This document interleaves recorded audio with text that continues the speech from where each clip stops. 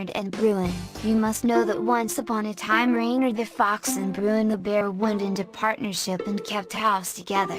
Would you like to know the reason? Well, Reynard knew that Bruin had a beehive full of honeycomb, and that was what he wanted. But Bruin kept so close a guard upon his honey that Master Reynard didn't know how to get away from him and get hold of the honey.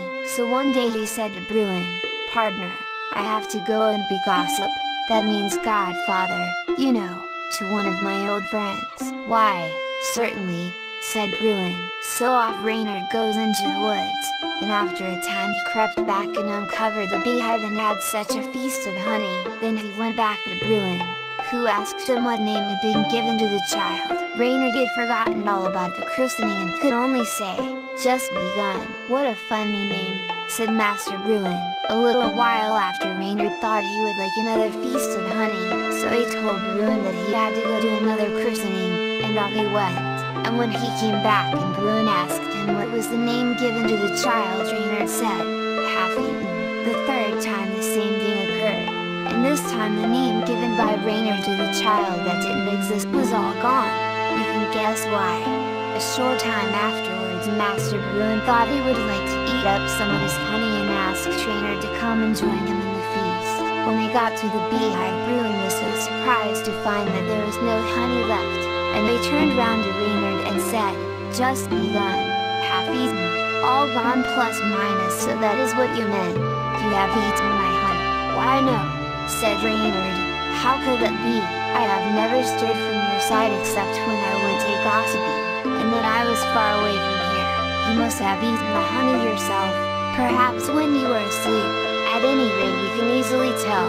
Let us lie down here in the sunshine, and if either of us has eaten the honey, the sun will soon sweat it out of us." No sooner said than done, and the two lay side by side in the sunshine. Soon Master Bruin commenced to doze, and Mr. Reynard took some honey from the hive and smeared it round Bruin's snout. Then he woke him up and said, "See, the honey is oozing out of your snout.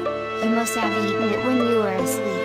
Sometime after this Reynard saw a man driving a cart full of fish, which made his mouth water. So he ran and he ran and he ran till he got far away in front of the cart and lay down in the road as still as if he were dead. When the man came up to him and saw him lying there dead, as he thought, he said to himself, "Why, that will make a beautiful red fox scarf and muff for my wife Anne." And he got down and seized hold of Reynard and threw him into the cart all along with the fish, and then he went driving on as before. Reynard began to throw the fish out till there were none left, and then he jumped out himself without the man noticing it, who drove up to his door and called out, "Anne, Anne, see what I have brought you." And when his wife came to the door she looked into the cart and said, "Why, there is nothing there." Reynard in the meantime had brought all his fish together and began eating some when up comes Bruin and asked for a share. "No, no," said Reynard, "we only share food when we have shared work. I fish for these,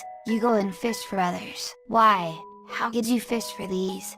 The water is all frozen over," said Bruin. "I'll soon show you," said Reynard, and brought him down to the bank of the river, and pointed to a hole in the ice and said, "I put my tail in that, and the fish were so hungry I couldn't draw them up quick enough. Why do you not do the same?" So Bruin put his tail down and waited but no fish came. "Have patience, man," said Reynard, "as soon as one fish comes the rest will follow." "Ah, I feel a bite," said Bruin, as the water commenced to freeze round his tail and caught it in the ice. "Better wait till 2 or 3 have been caught and then you can catch 3 at a time. I'll go back and finish my lunch."